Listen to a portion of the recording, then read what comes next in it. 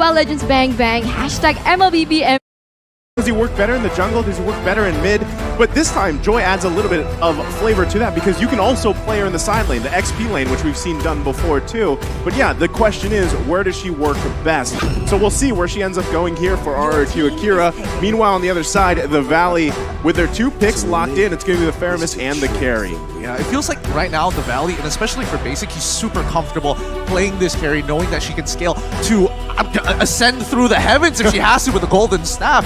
But that does mean that the laners have to be strong, especially when we're looking at Usta Lagusta. If he's going to pick up something like Beatrix, he needs to win the lane. But even more so, something even safer is going to come down to the Claude. Louise is going to be locking in. Oh, sorry, not even RRQ AKIRA is going to be locking in onto that Lolita to ensure team fights can be disengaged. And finally, the Frederick. Okay, very, very quick picks coming through here. Now the Valley already taking that Fredrin for that side lane. Quite strong, one of the main meta EXP heroes at the moment because of how sustainable he is. And we're going now into the second phase where Yves is banned out. And I gotta say, like right now in this current patch, in this current meta, I think Yves is so strong. Yeah, she's, I mean, even with a little bit of minor changes she's had, you know, where you only have pretty much a couple options to really stop that real world manipulation. It has to be a suppress. Yeah. Yes. So that's a big, pretty much taking out of that picture is going to be good. But I still want to talk about flexibility, right? Because still, you don't know where the Joy's going exactly. And secondly, with this Fredrin, could possibly end up going in a side lane as well, like you mentioned, or even jungle. We've seen him flex there. Yeah, he has been flexed in many different places, and we're finally seeing a Leomord ban after quite some time here. I don't know. I feel like Leomord is one of those heroes where it's like you can almost guarantee a win towards the later stages of the game if your comp builds around you. However, that build-up is so very painful and such a slow roll, and I feel like teams, they want to snowball as soon and as fast as possible. And I think that's what makes Leomord fragile, because I've seen a lot of teams pick this up, but because they were unable to attain that early game snowball, it was kind of difficult for the Leomord to do anything in that jungle. But we're going to see the Farsa being banned out. So what does that leave Sagan, right?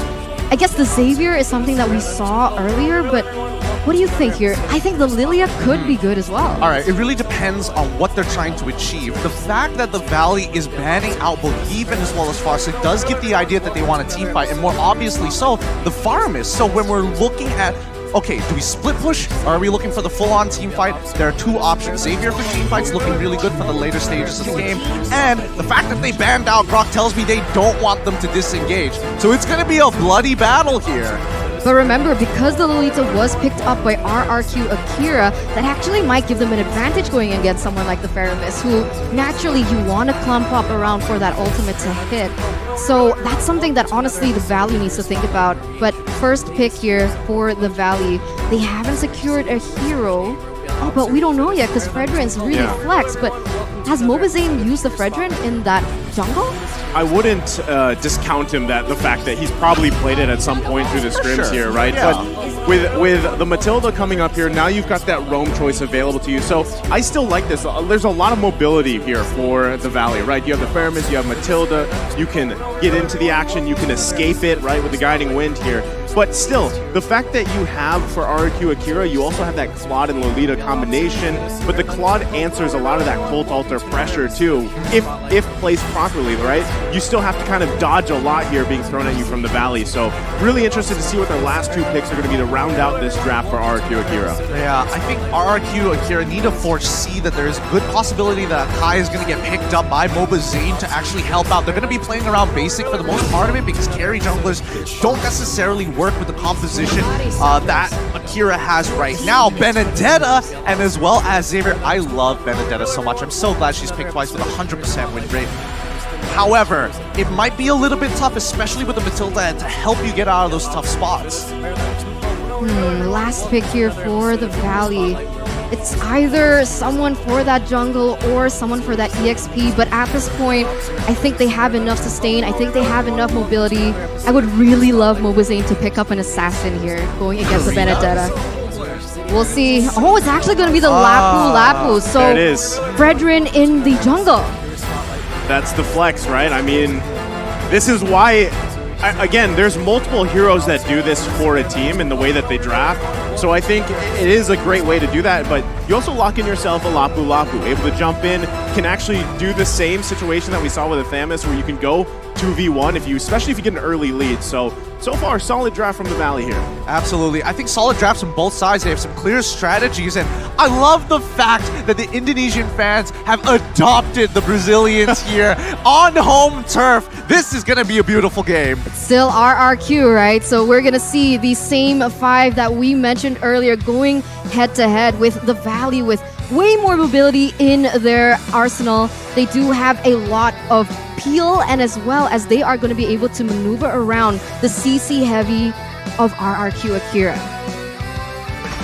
It's going to be tough here. I'm not sure. There's a lot of questions that need to be answered, but there's only one way to define it. It's through battle. Welcome, everybody. It's RRQ AKIRA going up against the Valley in this best of 1. Good luck to both teams. Oh, this is getting so exciting. I mean, right now we can already see that Louise opening up the map, trying to give some vision, trying to figure out Moba Zane's pathing, because everyone talks about the Valley, and they always say that Moba Zane is one of the main pillars of their team.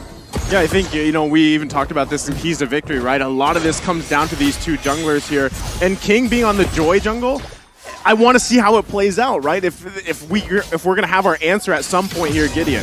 Absolutely. We want to see that highlight reel. Oh, no. That's already going to be the first blood drawn here by Takashi. That was a great Mystic Field. That was an interesting movement coming in from Takashi, because there was, again, he's clearing up the wave against White Chicken. Did he also get the gold crab? He gets the kill, gets the gold crab. He's winning on all fronts for himself, all because of an individualistic play. And I'm quite surprised, right? Because the way that the Valley drafted, the mid lane is so strong on those rotations, because RRQ BR, because they brought in Xavier, they are going to have to wait for that level 4 to hit in order to maximize the potential damage. But even then, RRQ AKIRA, they've actually managed to get a point above the Valley at this point. Notice the movements across the map here. Again, Joy and Benedetta just cutting off the waves, making sure that White Chicken is just going to be stranded by himself, knowing that the turtle is going to be spawning 20 seconds on the bottom side of the map. The Valley understand this, putting their pressure on that top side to maybe draw them away. Yeah, I think this is smart moves by both teams, the way they're answering it, but still going to lead into that first turtle of the game. It's going to be up here in just a couple seconds.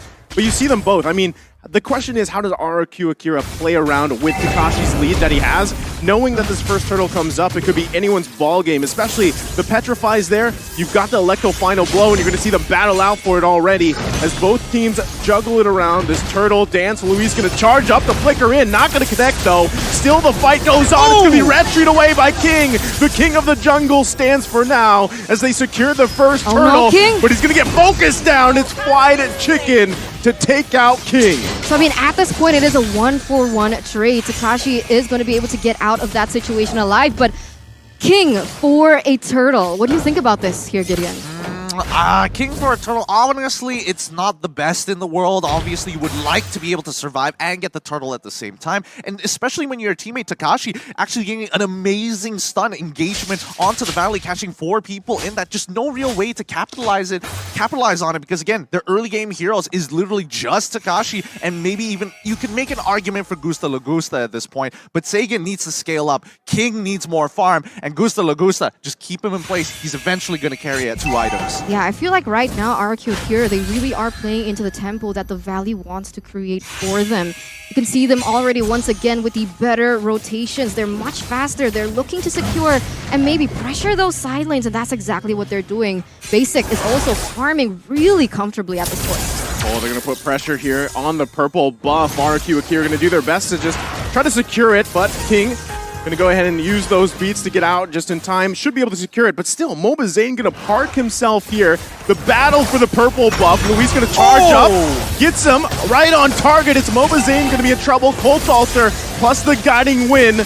There's a flicker from Hoon as well, all for the purple buff. Oh no, that's so unfortunate. Sagan actually had a great opportunity to punish, but wasn't able to actually open up the gates there to lock him down, giving that moment, that small little moment for Mobazane to get on out of here. But now Takeshi is actually struggling against Fried Chicken. Now that Fried Chicken has all of his combat abilities ready, especially that ultimate, the all-ins could be devastating if he doesn't have his eye for an eye. 6 seconds left on the next turtle to spawn, and you can see RRQ AKIRA trying to set up first. We do see that Super Shark already on the way, already opening up vision. They don't want to give that early game lead that they've already attained for themselves over to the Brazilian representatives, but here we go. They're going to start it up, looking for it, like the final blow did come out. Who's going to secure it? It's King, but Mobazane going in as well with the guiding wind and circling eagle combination. King falls again for the turtle. Ooh. It's another trade though, everybody low on the valley. Shark? As one after another fall. Luis to get the double. Hoon and Fried Chicken the backside. Not going to be enough though, as another member's going to fall here. Fried Chicken only to stand. Man, Beautiful. 3 for 2 trade here, Gideon. What the heck? Yeah, beautifully played by RRQ. I mean, everything you could have imagined worked out for RRQ. The Valley were looking for an engagement. Did they have to go for it? I think they could have just backed away. The turtle was already gone. But we'll pull up the replay just in case you guys missed the action, and we'll break it down from there. Because number one, the position that we see from the Valley wasn't as good compared to RRQ. And more importantly, once the abilities start running on through, Takashi has already found his kill. Luis and as well as Sagan still alive, being able to overwhelm and out damage, isolating the right targets once Mobazane fell. I mean, Luis is on point so far with these Nuno blasts, really finding the right targets, especially around, I mean, objectively, right? The Valley's going to want to contest those, but they've got to keep a constant eye on Luis, and Takashi being 3-0-1 on this Benedetta too is going to cause havoc as the game goes on. Look how confident he is. He's cutting that deep into the wave, right? I mean, it is pretty much happening on both sides, but still, the upper hand is for Takashi. That's the beauty of the Benedetta, I guess, and we're going to take a little sneak into the emblems, but before we get into that, here's Super Shark getting a little chunked in terms of that health, but I think maybe King wants to go for something here. I think they're still going to put pressure here. Under the turret they go. Ooh. Everybody joining the fight on the top side. Electro final blow, the Petrify. Takashi able to get the double. Can't get Hoon. Mobazane a little bit too late to the party. Gets the taunt off though, with Hoon picking up the kill. But look at the backside. It's Fried Chicken. Finds one for himself. But ultimately now Takashi going to be caught in a position of 1 versus 3. Does he still commit to it? He bobs, he weaves. Mobazane still sticking to him. Takashi should be able to survive. A 2 for 2 trade overall. A really good setup dive for the side of RRQ. And I think AKIRA had a really good idea. They should have cut their losses as soon as King was out of position. Back away. You don't need to give anything else, but the Valley's taking 1 step forward, getting and buying time for Fried Chicken to jump right into the middle of that fight to even out the score. Now we're going to see once again the setup for the next turtle, but I saw that Gusa Lagusa already had the golden staff as well as basic now, but remember that is going to be the key item for Gusa Lagusa as once again they're going in for an engage. They pull the trigger on Saiyan, they push him back here. Oh. They get the turret though, Dawning Light's gonna come out. Turtle still work on. Gusa Lagusa though, able to grab a kill for himself, but they do trade the turtle. Nothing too much after that. Fried Chicken is playing so boldly, running right into the middle of that, knowing that the Golden Staff is already completed, taking a good chunk of damage from the Blazing Duet, and yet he still almost picked off a free kill for himself. 1,300 gold in their hands of RRQ AKIRA right now. I mean, at this point, I want to know, has the Valley been playing into AKIRA's tempo right now? But oh, wait a minute. Gusta Lagusta needs to be careful here. Yeah, there's 3. Actually, Luis here to help him out, so this might just be a disengage. Luis, though, just there to help Gusta Lagusta out. It's going to be a poke battle back and forth. The rest of the team still in the vicinity, but nothing going to come in out of that just yet. As you were saying, Eterna. Yeah, I just want to know what's happening here. How did RRQ actually pick up the lead? I mean, earlier on, the Valley seemed to have the tempo. They seemed to be confident with what they were doing. Are they playing a little too aggressively into RRQ Brazil?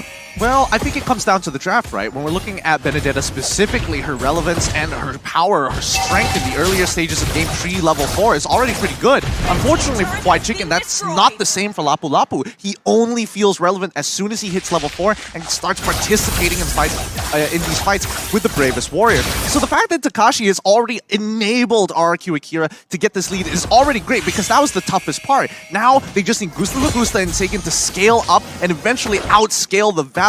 Basic on this carry, yes, he can hyper farm and scale as high as he can, but if he can't get in range, it's still a tough game.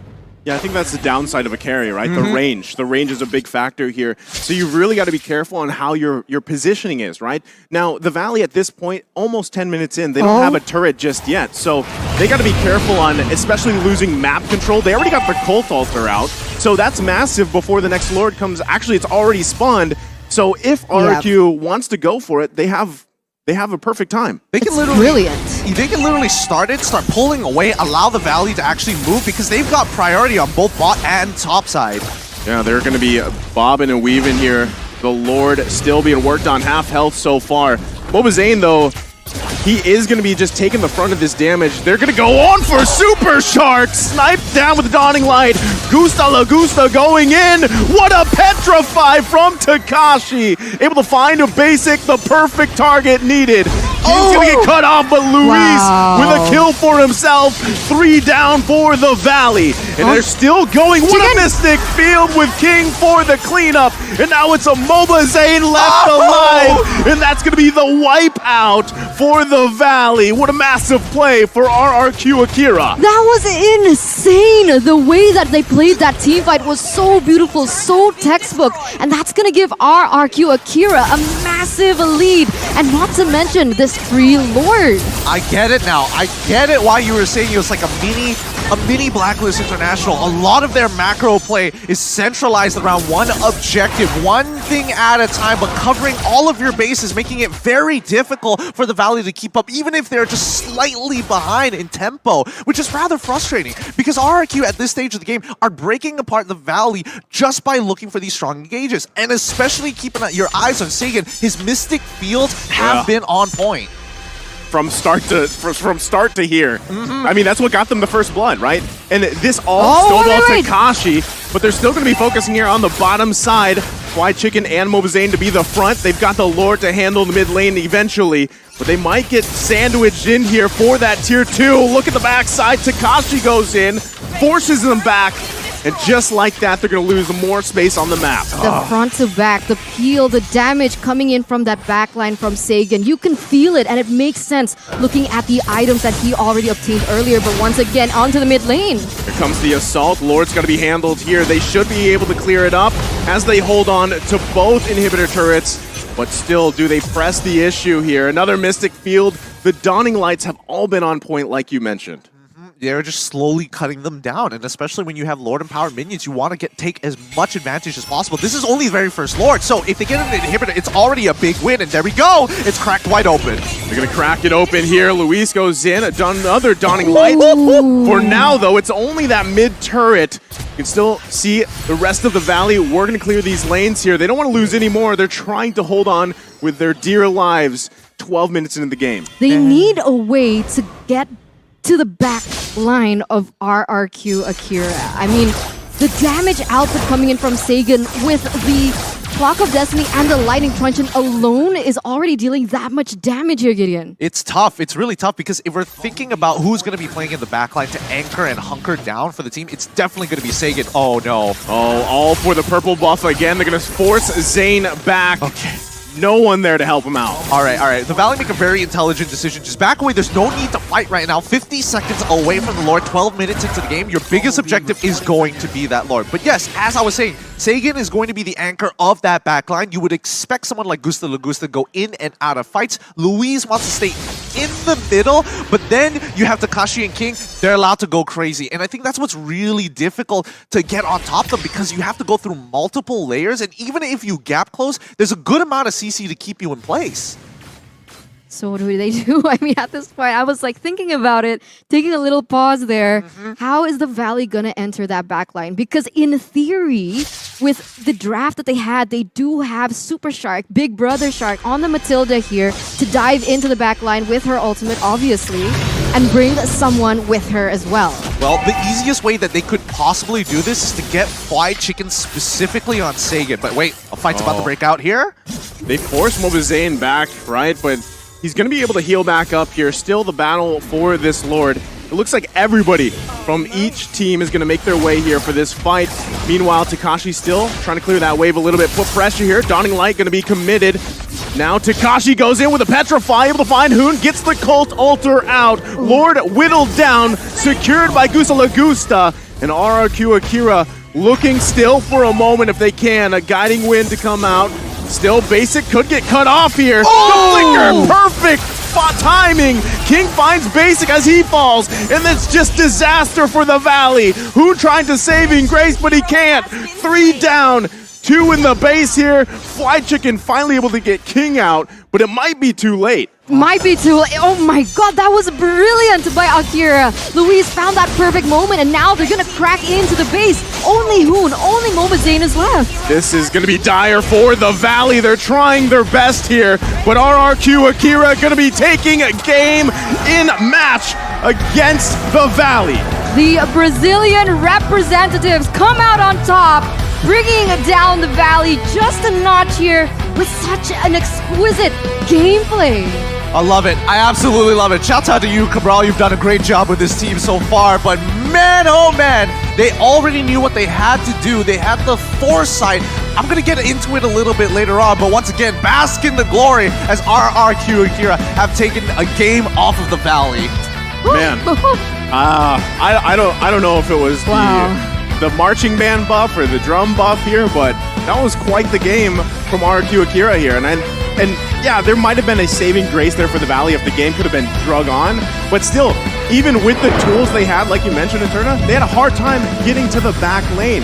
And I don't know if they could have solved that if the game went on. I mean, other than that, what I really noticed was the way that RRQ Akira played that entire game, right? They realized, okay, maybe in the early game we can't be too aggressive, so they went in for the objectives. They took the bottom and the top tower, and from there they had way more map control for them to play around with. Well, here's the thing. I'm very curious to know whether Takashi had the instinct to actually make that movement down into the mid lane to get that first blood, or whether or not this was pre-planned. Right. Because their entire plan, they understood that their backline was going to get threatened by one person, and that was going to be Fried Chicken. So they made sure he was at a level deficit and then continued to press their advantage afterwards. All of it, very genius movements coming in from RRQ Akira. That's why I'm saying, you know, Saigon with those Mystic Fields from start to finish was on point. The Dawning Light was great, but I mean, really the big factor here was just the Mystic Field after Mystic Field. And yeah, Takashi able to get that first blood. That's what I'm wondering too. Was it all planned? Was it all part of the plan because what they saw Fly Chicken do before, and they knew that was a key component for the Valley here? Either way, still a brilliant game from RRQ Akira. I mean, we're talking so much about Takashi, we're talking so much about Sagan, but nobody's talking about Louise. I mean, that play at the last minute, I think he's had those moments over and over again. The brilliant Numenon Blast taking 2 to 3 members. That's all it took for everyone else to kind of rally, and you can feel the synergy coming in from RRQ Akira as well to follow up. For sure, and I think it's all about like understanding where your weak points are in the composition itself. So yes, it is very ultimate-centric, but at the very least, if things are going bad, then Numenon Blast can be used defensively or aggressively. Majority of these Numenon Blasts, very aggressive. Big plays being made when Flicker is up.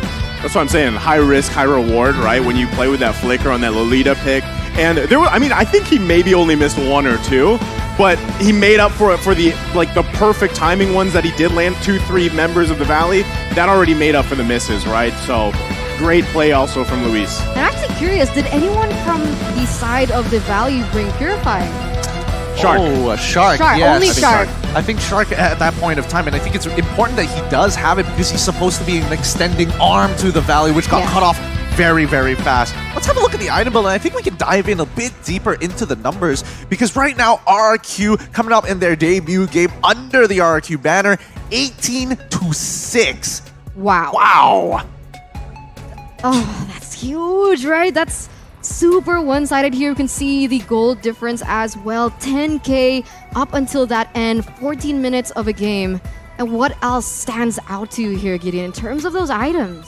Well, the things that are standing out to me, let me just have a quick skim through between each and every one of them. All right, so when I'm looking at Tegan, very standard build overall, but when you're talking about the way that they're progressively, not really extending the game, but taking control over the game, they understood that they put a big, well, not the biggest deficits against Fried Chicken. He wasn't able to get to max level, but that's just good enough to allow the rest of RRQ AKIRA to start punishing the big members. Shark, for an example, in the draft alone, he lost his comfort pick in the Lolita and putting him on something, I don't know, not as tanky and forced to be an extension rather than be stronger. Ooh, do you see the goal difference between Mobazane and Louise right now?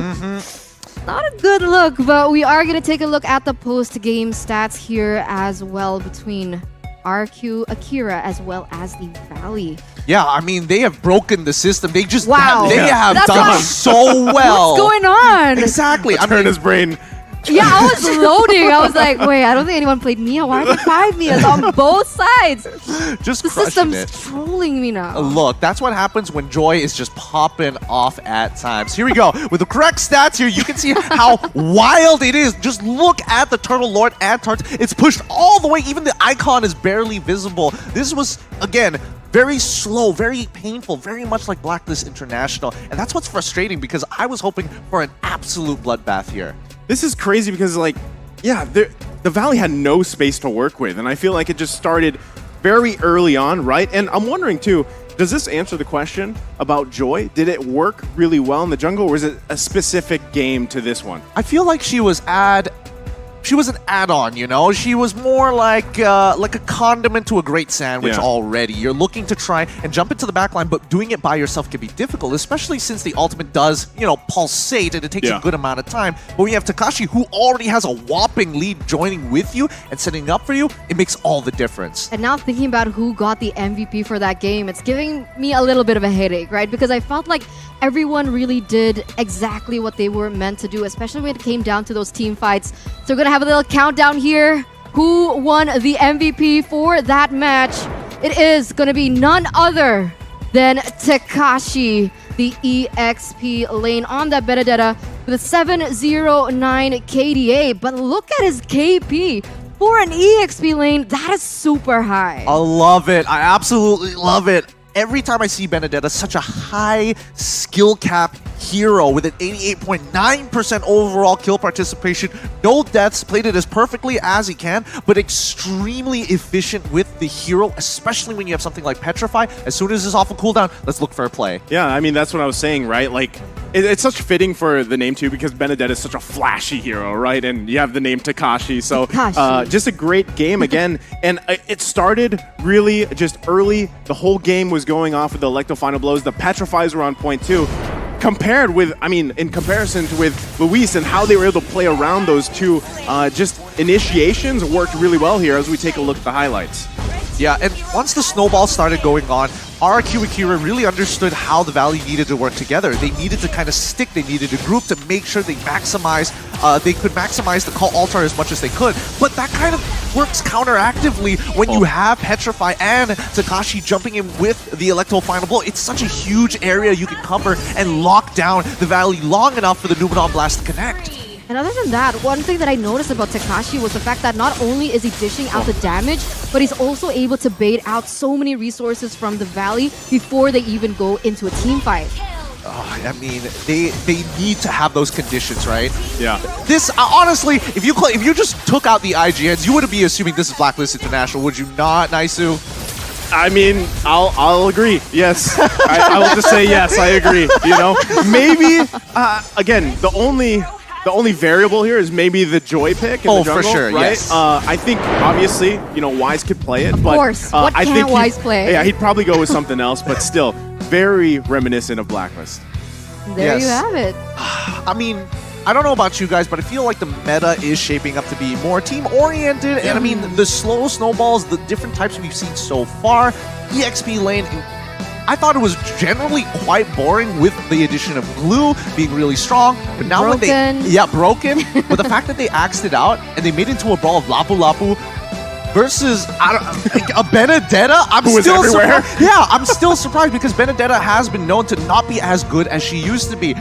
Takashi making all the difference. So what do you guys think? I mean, I've seen a lot of teams that bring out the pick-off strategy, but it hasn't worked. Like for Indonesia, okay, RRQ won it, but when Onyx used it and they took in the Kadita to get that early game pressure, it didn't seem like it was working. So are team fights more important now coming into this meta? I think it really comes down to which objectives you're looking to control, and more importantly, so who is going to be your carry, right? I mean, when you literally have carry on your side, you are dedicated to protecting her, and her short range does limit you in a lot of senses. So I think, you know, RRQ, AKIRA, they came in prepared, they came in really, really strong, and more importantly, not a single moment wasted. Not a single moment wasted there, but we don't want to waste a single moment either, because this next match is the game to watch. Everybody wants to see it. Everybody wants to know what's up, because it's Echo from the Philippines going against RRQ Hoshi from Indonesia, both of the runner-ups from their respective regions and both the tournament favorites as well. I just realized I'm wearing a blue suit. I'm not biased, right? But I'm just going to throw that out there. It's a match I feel like a lot of people, were waiting to watch here, myself included. Echo's performance throughout the MPL Philippines was massive improvement, as well as the grand final that we saw them play against Blacklist. So can't wait to see them fight off RRQ. Me too. And honestly, one of the other things that I want to point out is that the coach for RRQ Hoshi was the previous coach of Echo. So I want to see how that pans out as we're going into the break. Before that, me, Eterna, Naisu, as well as Gideon going to be signing out for just a bit. So guys, stay relaxed, stay chill, because we'll see you after the break.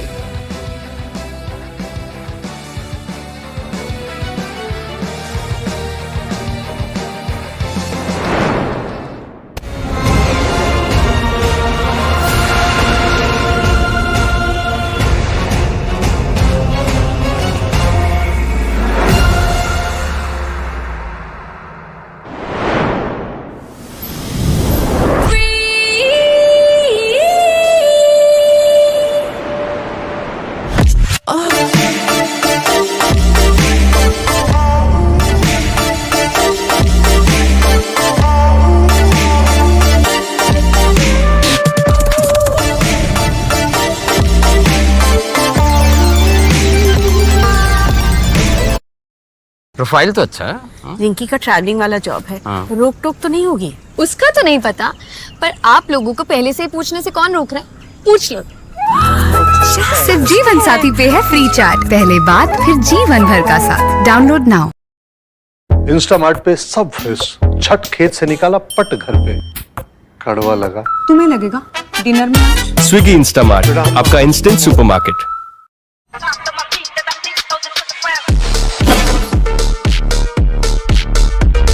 Charge! Knights of Night!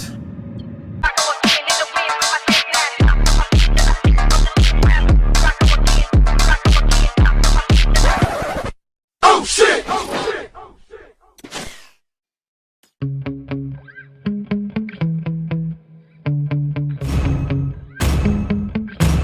Yeah. Team is banning. There's no control in me. My thoughts get so bad. I'm like, I might grab a bat. I am him. Your team is banning. No matter what. God, here goes. I lost all feeling from my head to my toes. You said some shit that I can't let go. So just stay tuned for the rest of the show. So have you ever felt betrayed? Switches how you see things. Realize something needs change. FCL quarter-finals. Got me fucked up. Let me show you what's up. 5 seconds till the enemy. I'll take a face full of pavement just to make a statement. I know there's no turning back. Oh God, adrenaline wasted. So mad I can taste it. I know there's no love rushing at a lightning speed.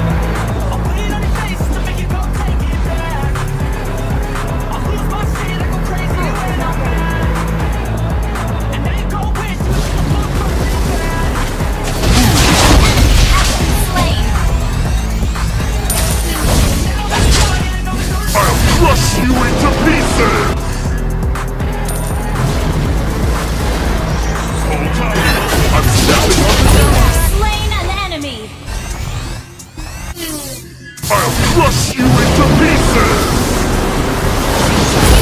Slain an enemy. Almost. I love rushing at a lightning speed!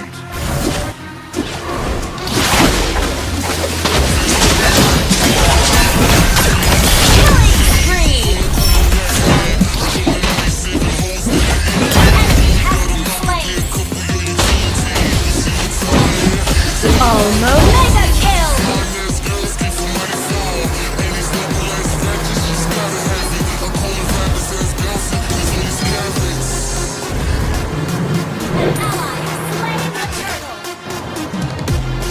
Killing spree.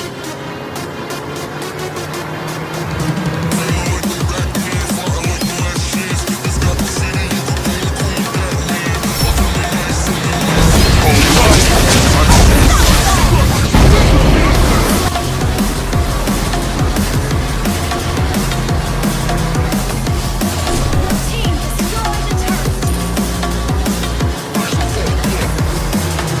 Team destroy the turret. Team destroy the turret.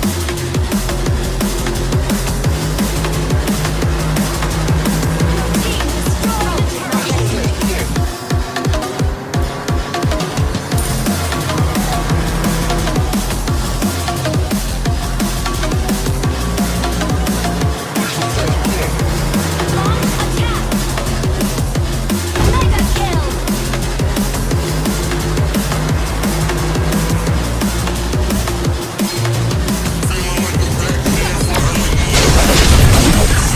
Monster kill.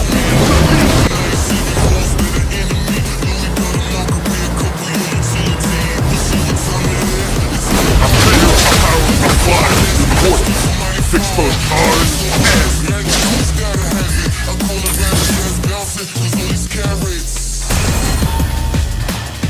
installed into vehicular missile. Killing spree. Crush you into pieces!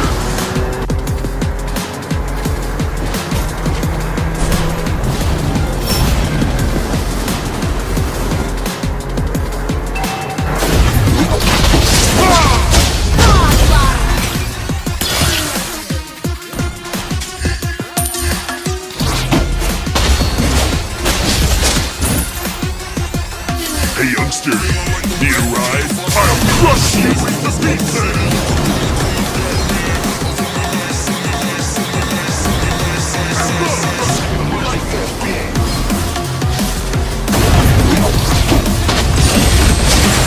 Mega kill. Ally slain. Mega kill.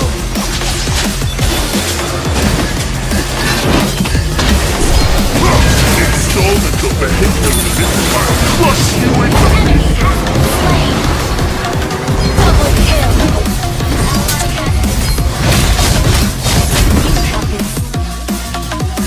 I'll crush you into pieces! Attack. I love rushing at a lightning speed!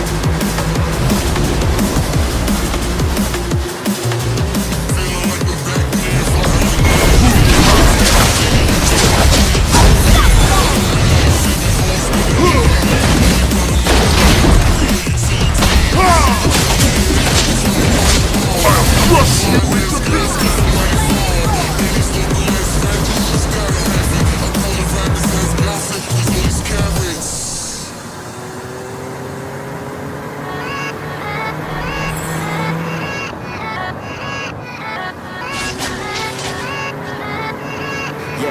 Yeah, let's go. I ain't the first with the curse, with the thirst that I wanna be. Installed into vehicular. I'll crush you into pieces! Cause I wanna have worth. Working hella hard till they put me in the dirt.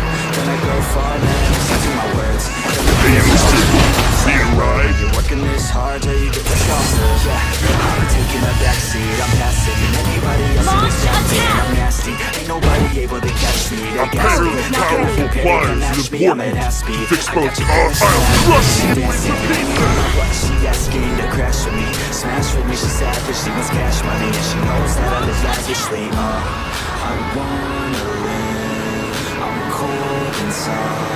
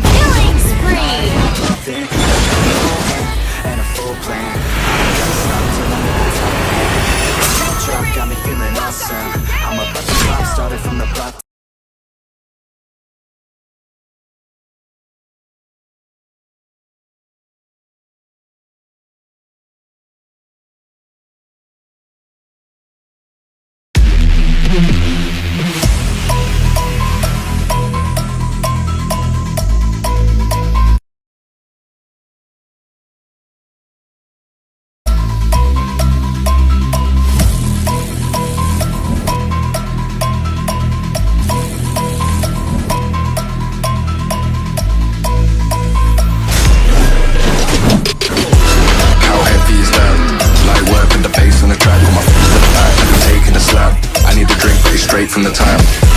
And I'm hating the slack, got man stuck around like the hate in the gaff. Please start talking that trash, cause the vibes from the front all the way to the back.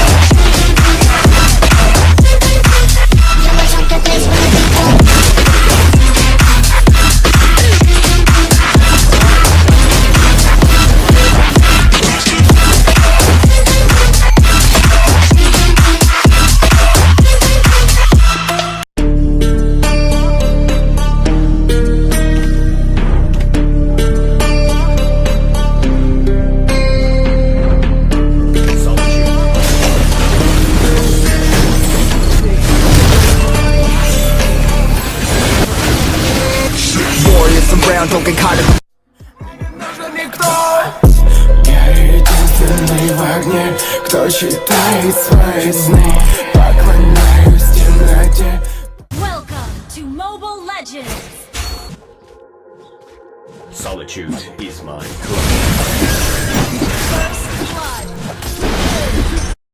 Chintu ji, आपके father के portfolio का performance इस साल भी down है। पर चिंटू बेटा, हर किसी का यही हाल है।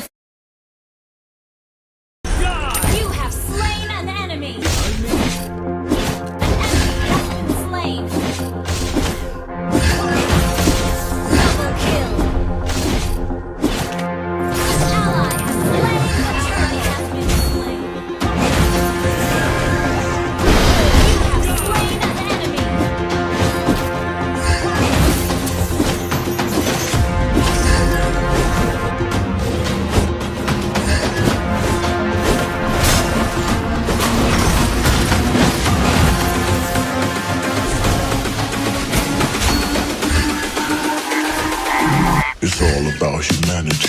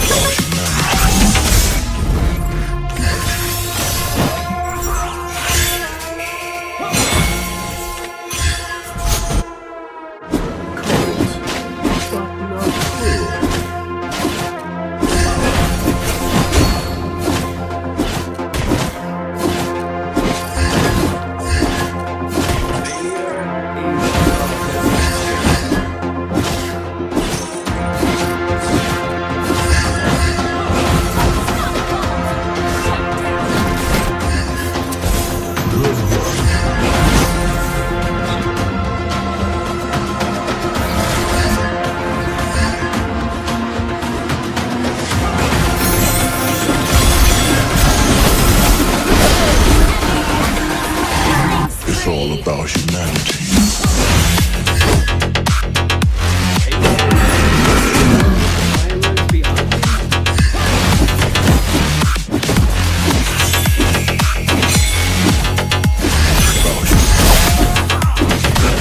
It's all about humanity.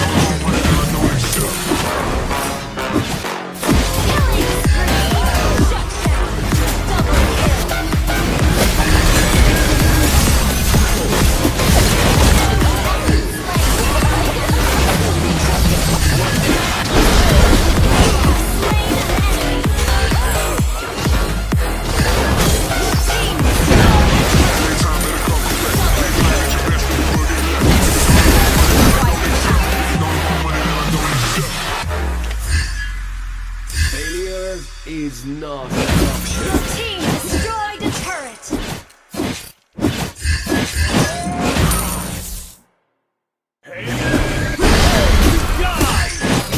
Hey, You're never gonna make it, you're not good enough. There's a million other people with the same stuff. You really think you're different, man, you must be kidding. Think you're gonna hit it, but you just don't get it. It's impossible, it's not probable, you're irresponsible. Too many obstacles, you gotta stop it, yo. You gotta take it slow, you can't be a pro. Don't waste your time no more. Who the fuck are you to tell me what to do? I don't give a damn if you say you disapprove. I'm gonna make a move, I'm gonna make it soon. And I'll do it cause it's what I wanna fucking do. Cause all these opinions and all these positions, they come in millions. They blocking your vision, but you can't listen. That shit is all bullshit, cause you know the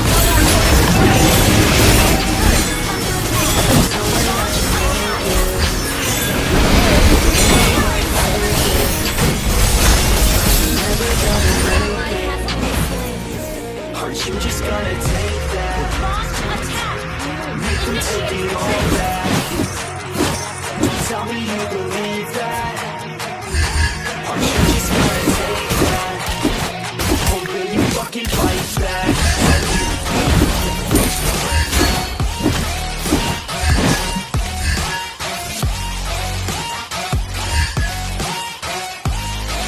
Oh, will you fucking fight back?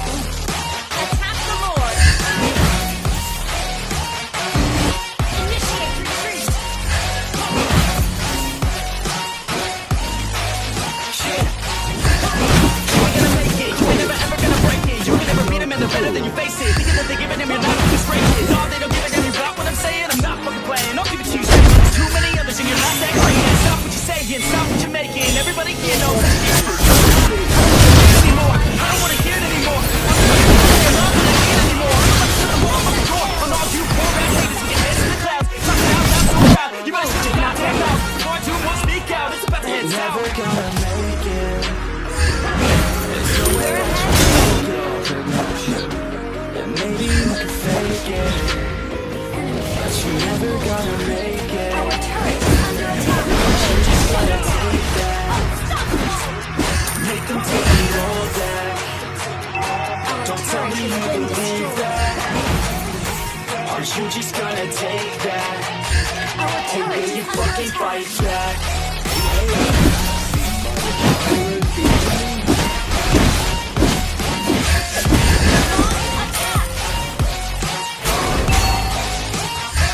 Or will you fucking fight back?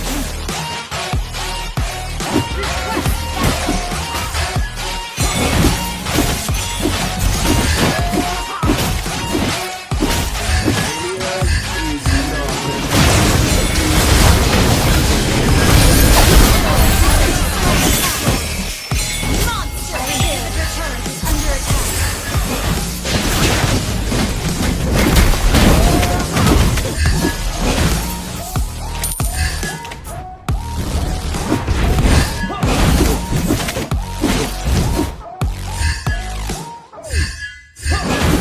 We're ahead in gold.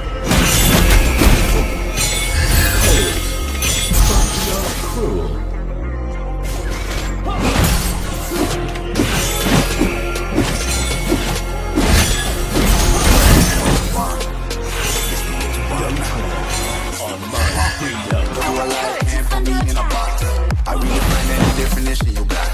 I am the tiger, I'm making steps to the top. I rip it up, you just gotta hand me the rock. Take a seat, you cannot hey. But I know the flow harder than a Scotch bunny. Don't try splitting me, you cannot manage. This ain't what you want, bitch, I'm a fucking phenomenon.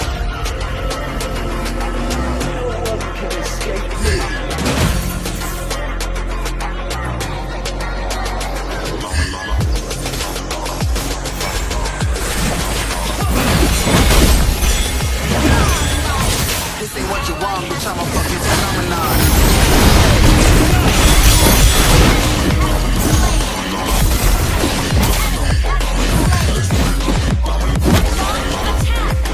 Level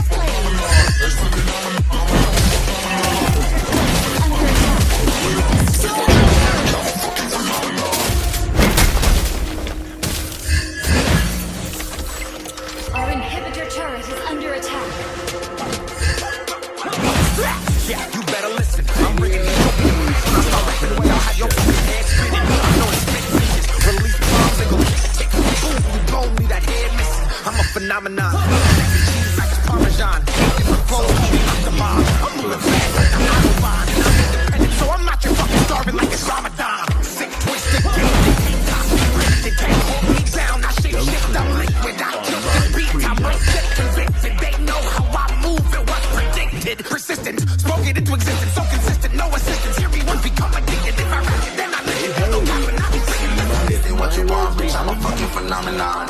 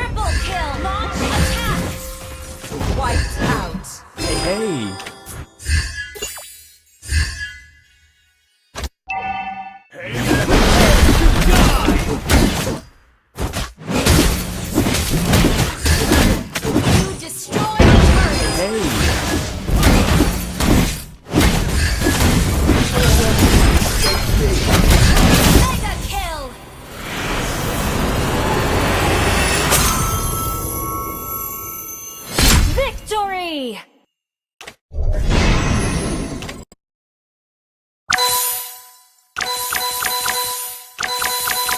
Don't forget the hashtags. Hashtag Mobile Legends Bang Bang. Hashtag MLBBM4 and hashtag Dare to Be Great. I can promise you that that skin is waiting for me in particular because I'm already level 70. Wow. So close. Wow. No, seriously. In Filipino, we'd say Sana all. Sana all, man. Sana all. Casual Hope all. flex. I hate the fact. I hate the 70. fact overall that even though Returner is already so very close, Nice looked at me knowing that it's just like, hey, how's your guest coins doing? Because the M4 guest is already live. It's ridiculous. So join the guest from December 26th to January 15th and get up to a 10,000 pass EXP, which will be enough to upgrade the pass by 10 levels. So don't miss out. Wow. Same hashtags here. Same hashtags, don't forget, okay? Dare to be great. But what else is great? It's going to be Echo here with the main 5 lineup. We have Sanji, Sanford, Benny QT, Carl Teasy, as well as JP. Wow, okay. JP's going to be playing here. This is what we call the San duo, right? Sanji, Sanford. So let's see how it all works out for them. We're all passengers of the hashtag Echo Express. Introducing the runner-ups of the Philippines, Echo on the stage. Look at them. Look at them. Look at the jackets. Yeah, they've got the jackets. They even have stage presence. Look at that. They were ready. They prepped this all day to show it off. And I don't know. It's stressful for me to see both of the 2 top teams in the regions looking to battle it out here today. And on that note, we have RRQ Hoshi's main 5, but without Clay once again. It's actually going to be Lemon stepping in with R7, Skylar, Albert, and Vin. Like I said, man, after quite the nail-biter game that they had with Occupied Thrones earlier, I'm looking to see how they approach this game, right? Because we had interesting picks for them, so I want to see how they handle this game. So let's introduce the Kings of Kings looking for their next crown. It's RRQ Hoshi all the way, well, still here in Indonesia. They still had to travel, right? That's okay. They still had a bit of travel 10-minute traffic from the hotel. But yeah, I mean, RRQ Hoshi, a lot of eyes are actually on them today. They nearly lost that game previously, and I can feel the crowd really shaking as we're also going to take a look at the talents prediction. Okay, all right. I'm seeing the even. This is the even split here. Couple people leading towards Echo, couple people leading to RRQ. My personal prediction, however, I really hope it doesn't show up on this next page. It's the next slide. So I can make my little bit actually work on. So I'm gonna drag this out a little bit longer than I should. Please don't be me. Oh, thank goodness. Okay, thank goodness, because I am voting for the team that's gonna win. That's the safest answer you can go with on the desk. Look, I would like to have my Instagram with me by the end of today, all right? And on that note, you know, I was thinking that Gideon should actually be the one sitting between me and Naisu. Because 100% I'm hashtag Indo Pride, right? Whoa. He's no unbiased. Who's biased? He's, well, me, technically, if it you're was biased Malaysia. too? Oh, yeah, but are you biased? No. Oh, man, I was so excited to do a fist fight against Naisu. I'm... Are you sure? I just had to retract there. Are you sure? Because earlier I did have someone challenge me to an arm wrestling match. I'll leave that up in there. Who would challenge me there? I love it. But well, let's jump back into the keys to victory here. And especially when I'm looking at Echo, they're looking to win Finn for sure. Again, a pivotal part, but they need to prioritize initiators, something that, you know, Echo is especially good at. When we're talking about throwing things at the wall and making it stick, Echo knows how to do it well. Interestingly enough, too, because, like I said, JP's here playing, right? It's not going to be Yaoi for this matchup. So, how will that change what we're used to seeing from Echo? It might change a little bit. It might not. Again, this is something that they've had time to practice for ahead of them. We're going to be taking a look, though, at the keys to victory this time for RRQ. Vin can either initiate or counter-initiate, depending on Yaoi's position. Again, Yaoi, JP, whoever, still pretty much standard, right? This could be a really big point here. The fact that JP is stepping in is something that RRQ might not have prepared for, or they might have to readjust their strategy accordingly, because focusing on the team fight is going to be key here. And despite their disrespectful draft against OT, and yes, they did win that, I think they're going to play more standard now. Where's Yaoi? Hey, we want to see Yaoi. Yaoi, where are you at, bro? He's back at the hotel just cheering his team on. Yeah, let's go, brothers. Man, I was so excited to actually see him today. Well, I'm sure at some point we'll get to see Yaoi here. Okay, like I said, this Echo squad still very deadly. And taking a look at the audience prediction here, though. All right, you can see. Let's talk about bias. That was crazy, okay? So much for RRQ Hoshi and so much for Philippines from their respective regions. But on the other side here, in the second slide, we're seeing a lot of voting for RRQ Hoshi. I'm curious, who's the 3%? Who's the 3% in the Philippines? Where do they go? Were the Indonesians in the Philippines to make that vote? To make that skew the turns a little bit? I'm not sure. But I think we have to remember, Call of TZ, previous world champion here, up against RRQ. He knows how they play. They're basically the same lineup. MVP M2 finals as well, right? He was the MVP. He actually got the Lancelot skin as well. He's got a skin. He's got a skin. That's how great he is. But if we're saying that he knows what's up, we can also say that RRQ has that information as well because of something that we mentioned before. Arcadia used to be the coach of Echo, which he just left recently back in July. So we're going to see how that pans out here in the drafting phase as we are going to go in it. RRQ Hoshi on the blue side and Echo Philippines on the red. That's an interesting ban. The fact that they're banning out Diggy does kind of give some signals. They want to play CC, they want to play team fight oriented comps. It does have a good opportunity that Farmus might be thrown into the mix. They might even drop, well, this is what I'm hoping for, that personally Echo wants to take it a step further and start bringing out a Minotaur, because why not? You think Minotaur? I was going to say, I'm thinking Atlas. That too, Who, I can't recall from yesterday all the matches, but I don't think, have we seen an Atlas yet? No, not yet. We haven't, right? And usually the bane of that is that Diggy pick. So it's banned out, and the next ban here from RRQ is going to be that Joy, so they don't want to have to deal with that big question mark, right? There's going to be one ban here left for Echo, but my question is, what does RRQ want to prioritize? I was thinking the Valentina was going to be taken out, but Echo, they don't want any counter. I mean, they hate glue too. Glue is a little disgusting at this point, right? I would agree. Really good CC, and he also has really good cooldowns, and he can basically not have to recall because of that skill 1. But now RRQ Hoshi, are they going to be prioritizing this Valentina? And if so, that is going to be a super great hero for Lemon in particular. It honestly is really difficult because this first pick is so very important. Most people, in previous metas, we've seen a lot of flex picks coming out first, but this Valentina is going to force, at the very least, Echo to adjust their comp to make sure they don't give too many valuable ults. But no, instead, just as you were saying, they're like, nah, we'll fight you. We'll fight. Take my ult. Me. We got it. I was gonna, and to build up on that, I was gonna say, you know, Valentina's a great priority pick because then the other team's gonna be like, okay, we gotta be careful. But like you said, no, not here, right? So rear world manipulation on both sides, possibility there too. I like the carry pickup. I still feel like one of the biggest disadvantages of the carry pickup is obviously the range, like we talked about in the previous game, you know. So if you get shut down to the point where you can't even get into the fight, and which again could be another opposing real world manipulation that makes it even harder than that already is. Very possible. That's troubling, right? Of course, and I think, you know, at this stage, now that you see Eve, do you want to pick up Suppressed? Yes, they do. Both Claude and as well as the Kaja, really smart options here coming up from RRQ. Kaja, at the very least, can lock down a good, can lock down anybody, but more importantly, can stop the box, the real-world manipulation coming out of Eve. And obviously, you gotta have a Claude. I mean, Skylar, he's gonna be cracked at it. That's the question that I was thinking, because it's either the Kaja or the Franco. And we all know Vince Franco, especially in MSC. It was always banned from him in each and every single match. But the Kaja is going to be the choice this time around. It is a lot stronger. But now we're going to see here, coming in from Echo, the next pick, Fredrin. So they want to secure a really good flex pick as well. Not really sure just yet where this Fredrin is going to go. Yeah, so far, based on what we've seen in the pattern of day 1 and day 2, most Fredrins do go into the jungle just so that you can have your presence and at the very least be the shield for the rest of your team. But I think Echo, the fact that they're banning out the Lapu Lapu, they want to protect their backline as much as they can to ensure that nobody really gets in too deep on this carry.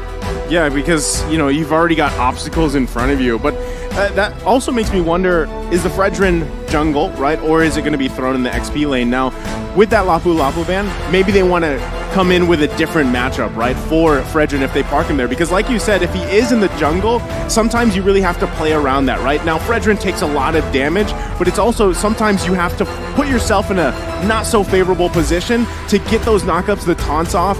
And how often really do you see that Prazer's Wrath pick up a kill? When it does happen, it's awesome, right? Yeah. But it's still something that's difficult to pull off in the right moment. That's actually a really good point here, because when we look at RRQ, the fact is that their composition generally wants to limit what Echo plays around, right? Oh, you're looking for an engagement? Ah, we're gonna shut it down. Pick one of you off and then look for the all-in at the end of the day. The Lolita gets banned out, and finally, the Hayabusa coming in from Echo. Yeah, they're starting to limit any options for Albert here. What is he going to be picking up? But the crazy thing about Albert now is previously he was really known for those assassin types, but he's also evolved in case he wants to onto those tank or even fighters in the jungler. So with this much CC from the Eve, do you think he could pick up someone like the Martis? Honestly, I think it would be really, really disrespectful if he locks in Lancelot and plays Call TZ skin and wins this game. Oh, I'd like that. Think about that for I'd a like moment. that. That would be ridiculous if he pulls that off. A bit upsetting, of course, but the Yuzong going to be locked in. So I think that gives us our answer where the Fredrin's going, right? Fredrin jungle.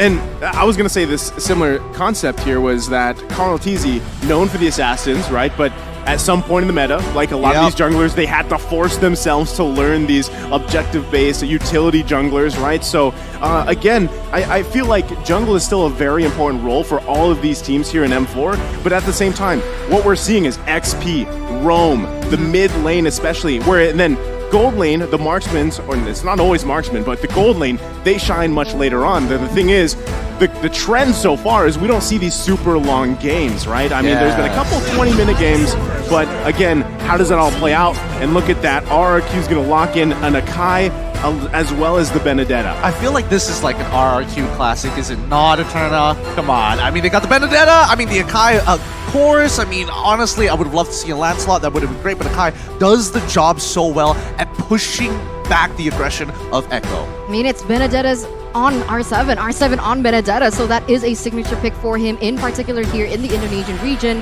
And now, what is Echo gonna, sum this up with? Because I really like that Yuzong pick initially, taking it away from RRQ to choose because they had a really strong backline in that heave.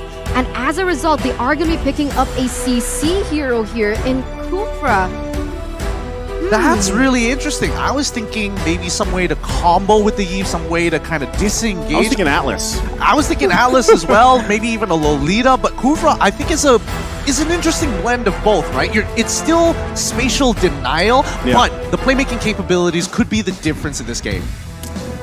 There you go. The two final lineups coming in from RRQ Hoshi as well as Echo Esports. Who is going to come out on top as they have brought very distinct, different type of playstyle in the way that they drafted and their composition-wise.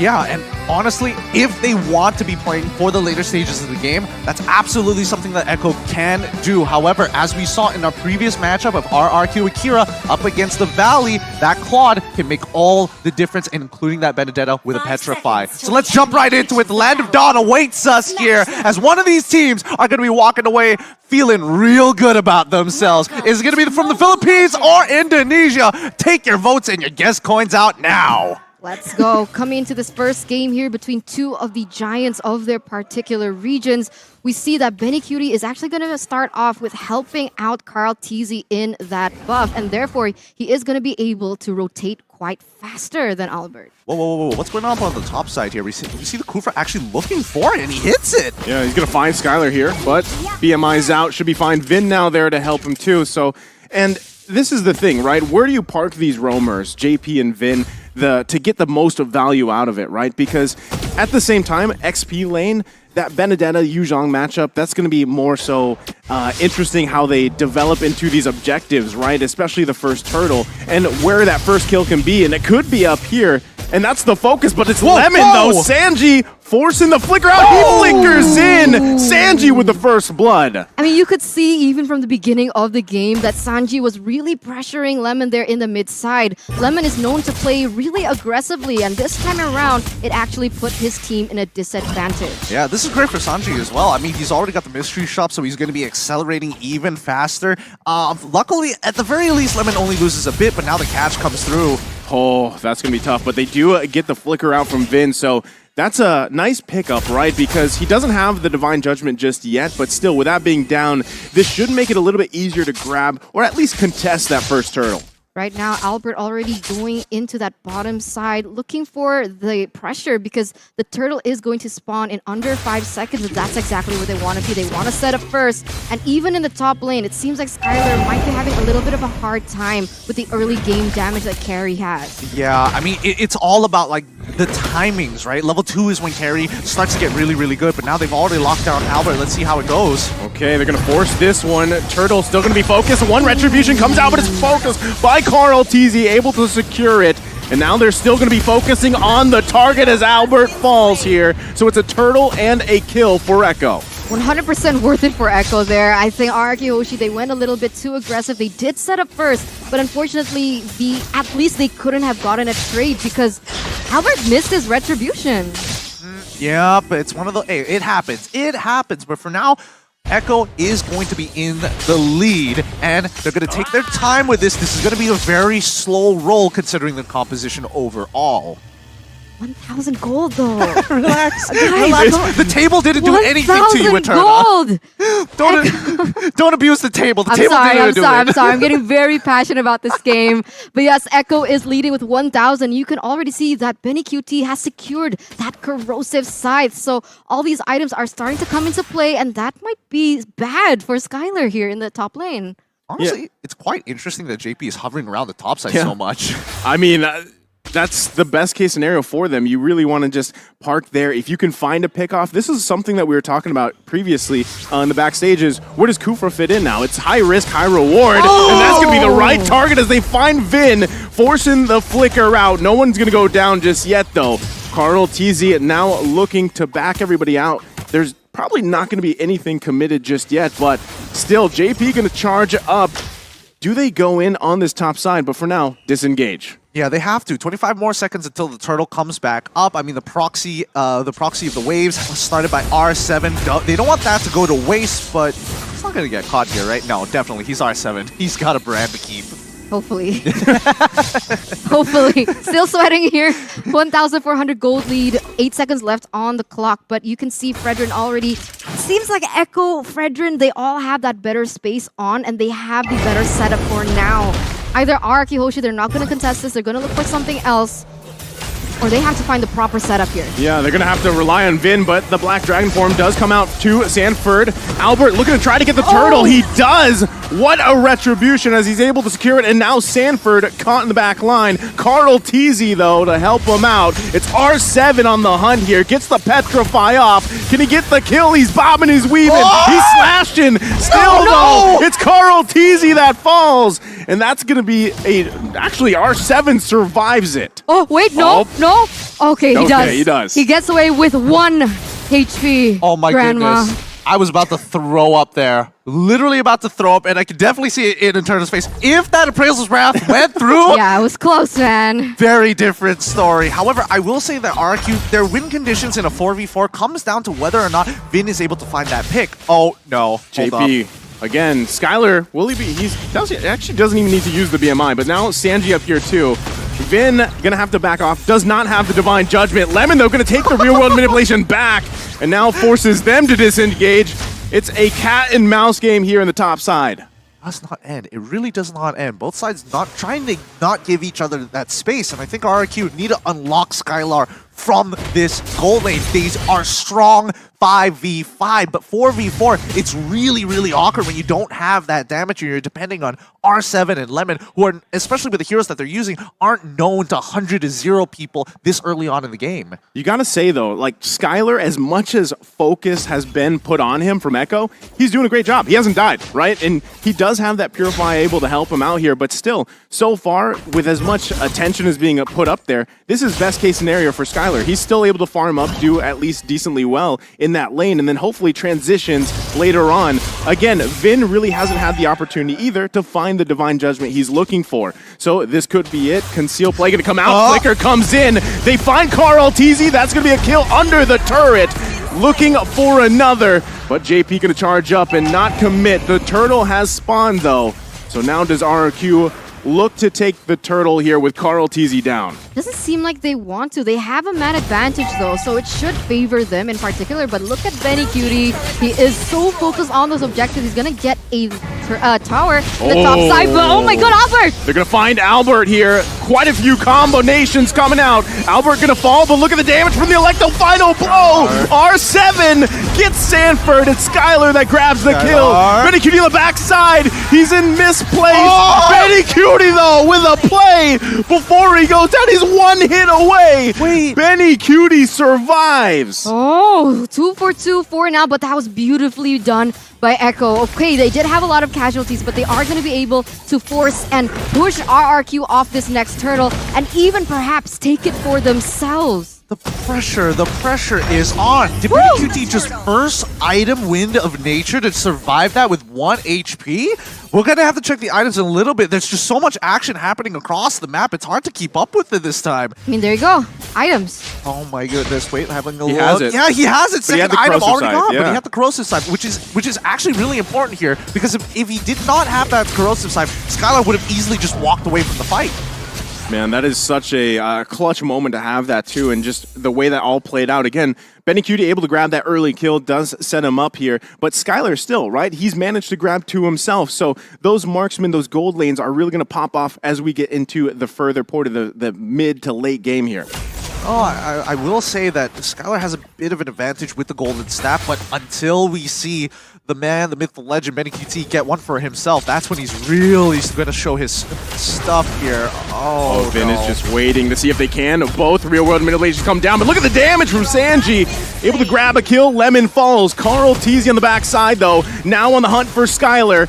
Pokes him a little bit, but not able to commit. The taunt's there. Vince could be in trouble here. JP, he's actually gonna survive, so doesn't have that follow-up they needed there. No. 2 of the members from RRQ Hoshi, they weren't focused on that. They were trying to get objectives in the top and the mid lane, but now RRQ Albert, he could be in trouble as Echo once again getting another tower in that bottom side. Again, the slow roll, this is what I was talking about. As soon as Echo was able to actually get that lead, they're going to slowly start bleeding RRQ out until they have no more resources left. And it's going to be highly dependent on Skylar to try and get to that game. But the later stages, yeah, look at this. R7, again, I'm not even worried. Look at the Classic just going at it. An absolute OG. Naturally, with his own mechanics, gets out of the situation. But yes, Echo is playing for late, and that's where we have to keep our eyes out for. But even then, Sanji's already popping off with that damage. I mean, he doesn't even have any damage items per se, right? He has the Ice Queen Wand, and he also has the Enchanted Talisman, so more cooldown, more to utility. But even then, the damage already felt, and even Lemon was taken out before that. So very well played by Echo in terms of that team fight, as now both teams are going to start centering and focusing on the next objective, and that is going to be the First Lord. Well, I don't want to be that guy that said, you know, Lemon's taking all that damage and died, but that was kind of on him for the most part. Well, I mean, either way, both teams here in a good position for this First Lord. I think it's just going to be juggled around a little bit as both teams do the Lord dance, as we've seen many times before. But still, there's the Golden Staff pickup for Benny Cutie here. So if he can get in that range that he needs to be, this could be a very bad position for RRQ to fight in. I agree. But on the flip side here, we can see R7 already clearing that top side, putting a little bit of pressure, as here JP misses his ult! JP's going to miss that, but Albert poked a little bit here. Black Dragon form going to come. Who does secure the Lord? It's going to be Carl TZ with the Retribution. But on the backside they go. Electro final blow. It's R7 that falls. Benny Cutie, though, and Sanji. 2 down for RRQ. Carl TZ still in the chase to push him out. And now the eyes are set on the tier 1. It looks tough here. I mean, the fact is, Echo is playing as a 5-man unit. RRQ just one man, just a little bit late to the party, and even Skylar just struggling to find the opening to get into that middle, get into the middle of the fight. So they're just cutting their losses for now. Oh my god, the pressure coming in from Echo. Now they're focusing on the mid side. They're trying to clear the waves as fast as they can because they have a Lord to cover here on the bottom side. Carl TZ going to take away that red buff as well. This is looking quite chaotic for RRQ. Oh, Albert going to get caught here in a bad position. He's going to heavy spin, try to get out of there, pushing Carl TZ into the turret. Able to grab a kill himself. Albert with a pickup. They lose that turret, though. Does Echo press the situation here? JP going to jump in, finding Albert. Rear world manipulation going to come down from Lemon, forcing Echo back a little bit here. Black Dragon form committed. It's Albert, one hit away as he goes down from Benny Cutie. Lemon falls too. JP into the deep of the base, but R7 with a massive play. Electro final blow committed as 3 fall for Echo. Oh my god. What was that sound, Gideon? What a I mean, there's just so many moments. Gideon sound. It is still... Sorry, it's just the ad-libs at this point, but like Benny QT, when you see somebody get to that level of attack speed, you don't get to see people survive it that often. I mean, just look at this. Albert, he dies, you're expecting that. Lemon dashes one time forward, takes 12 auto attacks and dies instantly. And look at this, Vin also taking so much damage, but this is the masterpiece. R7 able to deal out so much damage there in the bot side, and even buy enough time for RRQ Hoshi to kind of recalibrate themselves into this next part. But we're going to take a little look into the items first. Looking at R7 right now, he's currently 3 items. I think he's building into a Malefic Roar for his 4th. Looking at Skylar, he's in a good position with 3 items in and of itself. But if we're looking at supports, that's the big difference here. Because with the supports, they're building as tanky as possible, but Immortality makes all the difference for a Kufra. Yeah, I mean, I gotta say, the question about Kufra, you know, where does he fit so far? Because he's kind of, in a way, that hero has fallen off a little bit. But so far, JP's doing an amazing job at really finding the setups that he needs to, utilizing the Kufra here. Especially, I mean, with Sanji setting up those perfect real-world manipulations so far, Lemon's doing it too. But the thing is, I haven't seen Vin just yet exactly find the mark he does. He has the 7 assists. He's finding targets. But if he can cancel out Sanji, that's going to be a huge play for RRQ. Oh! Oh, no. Okay, that's a good disengage. Nobody is going to, bite the bullet for now. And I think RRQ also understands, like, yeah, we're slightly behind, but it's not the end of the world. Sure, you want to have Lord? Fine, we can defend against it. Their high ground should be enough for this. Oh, they don't have the real world manipulation, but a flicker comes out. The blazing duet from Skylar, but Vin could be in a bad position. R7, though, keep an eye on him. Looking for an angle here. Electo, final blow with the Petrify going to come out. He gets canceled a little bit here. Sanford still up. R7 gonna fall to Sanji, and he's still going as Lemon gonna be the next target. Able to survive, but they might chase him down. He's slowed with the flicker in from Sanji to clean up. My god, 3-for-0 trade. Echo gets the Lord.